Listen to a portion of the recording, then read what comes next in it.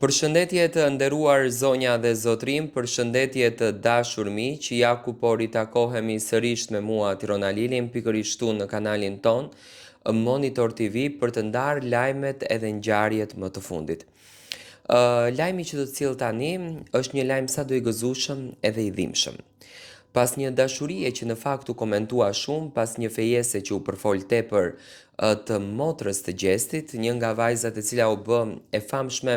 ndoshta dhe pa dëshirën e saj, por dëshira e publikut, ai respekti i publikut që ka për Blerinën, dëshiron të di çdo hap në jetën e saj dhe e shikoj që e kanë pritur me shumë dashuri kurorëzimin e Blerinës. Ditën e sotme Blerina ka vendosur që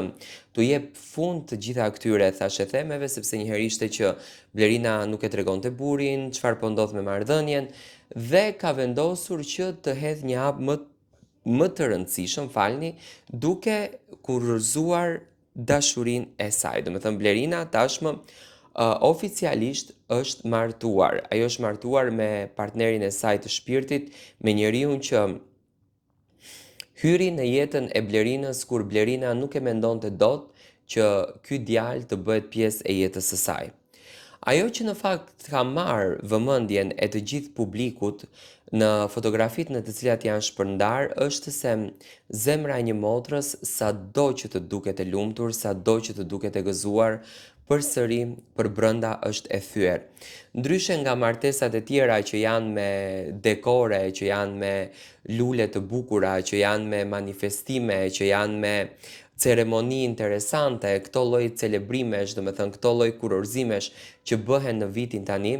Blerina në këtë ditë ka shkuar pak me zemrën e thyer. Veshja që kanë përdorur ka qenë veshje e zezë, edhe nga ana e dhëndrit, edhe nga ana e vet Blerinës, në shenjë respekti kundërdrejt vëllait të tyre, Eldionit, i cili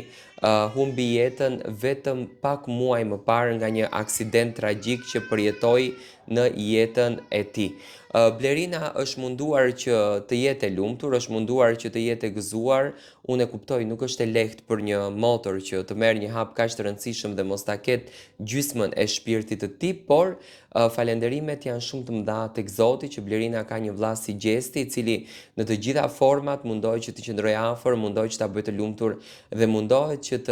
të argëtohet pafund me motrën e tij, vetëm e vetëm që ajo të jetë e gëzuar dhe të jetë e përmbushur shpirtërisht me vëllain që ka, sepse Gjesti ka folë gjithmonë shumë bukur për familjen dhe shumë i emocionuar për familjen. Unë Blerinës i uroj të gjitha të mirat, uroj me zemër që t'i nisë ky rrugtim me këmbë të mbar dhe shpresoj që ditët e ardhshme të jenë vërtet të bukura si lulet për të.